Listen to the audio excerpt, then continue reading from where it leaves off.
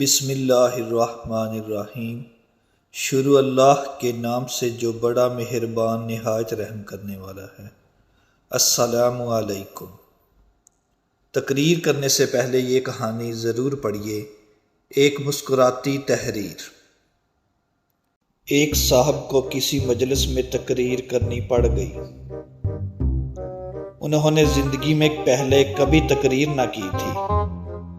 کسی نے مشورہ دیا کہ بھائی تقریر کرنا کون سا مشکل کام ہے، ایک جملہ بولو اور اسی سے دوسرا جملہ نکال لو، سب اسی طرح تقریر کرتے ہیں۔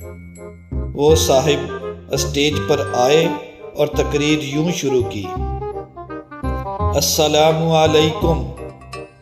اسلام میں سلام کی اہمیت سے تو آپ سب واقف ہیں۔ اسلام میں جھوٹ بولنا سخت منع ہے۔ جھوٹ تمام برائیوں کی جڑ ہے۔ سب سے لمبی جڑ خربوزے کی ہوتی ہے۔ خربوزے کو دیکھ کر خربوزہ رنگ پکڑتا ہے۔ اسلام میں رنگ و نسل کا کوئی تصور نہیں۔ مسلمانوں کے احرام کا رنگ سفید ہوتا ہے۔ مسلمان وہ ہے جس کی زبان سے ہمیشہ میٹھی اور اچھی بات نکلے۔ بکرے کی زبان کبھی نہیں کھانی چاہیے۔ بکرے کی ماں آخر کب تک خیر منائے گی؟ ایک دن چھری کے نیچے آئے گی۔ ماں کے قدموں کے نیچے جنت ہوتی ہے۔ جنت میں پینے کے لیے پانی کی بجائے دودھ ملتا ہے۔ گوالے دودھ میں پانی ملا کر بیچتے ہیں۔ آج کل شہر میں پانی کی بڑی قلت ہے۔ شہر قصبے سے بڑا ہوتا ہے۔ پانی کا سب سے بڑا جانور وحیل ہوتا ہے۔ جانوروں کی عقل انسان سے کم ہوتی ہے۔ آج تک کوئی فیصلہ نہیں کر سکا کہ عقل بڑی ہوتی ہے یا بھینس۔ بھینس کے آگے بین بجانے کا کوئی فائدہ نہیں ہوتا۔ بین بجانے کے لیے بڑی مہارت کی ضرورت ہوتی ہے۔ تالی ایک ہاتھ سے نہیں بجتی ہے۔ عالم چنا کا ہاتھ بہت بڑا تھا۔ جانوروں کا دل بڑا ہوتا ہے جسامت میں۔ ہمارے ملک میں دل کی بیماریاں بہت پھیل رہی ہیں۔ بیماری کے دوران اور بعد میں مریض کو مکمل آرام کی ضرورت ہوتی ہے۔ اس تیز رفتار زمانے میں آرام کا تصور مٹ چکا ہے۔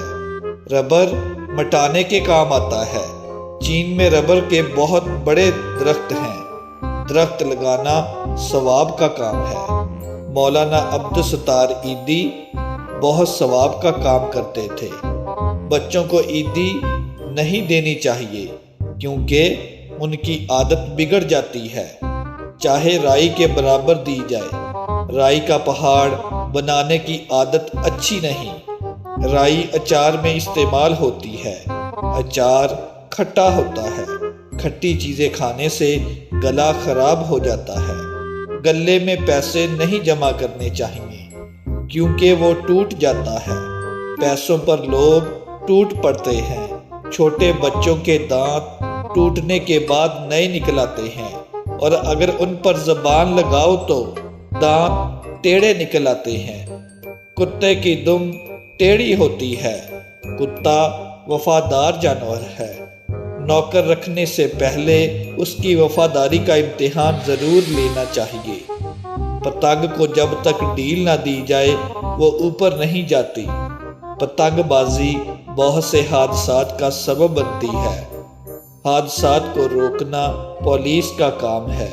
کرفیو میں پولیس لوگوں کو باہر نکلنے کی اجازت نہیں دیتی۔ اب میں آپ سے اجازت چاہتا ہوں۔ اللہ حافظ۔ اپنی رائے کا اظہار ضرور کیجیے گا اور چینل کو سبسکرائب، لائک اینڈ شیئر کرنا مت بھولیے۔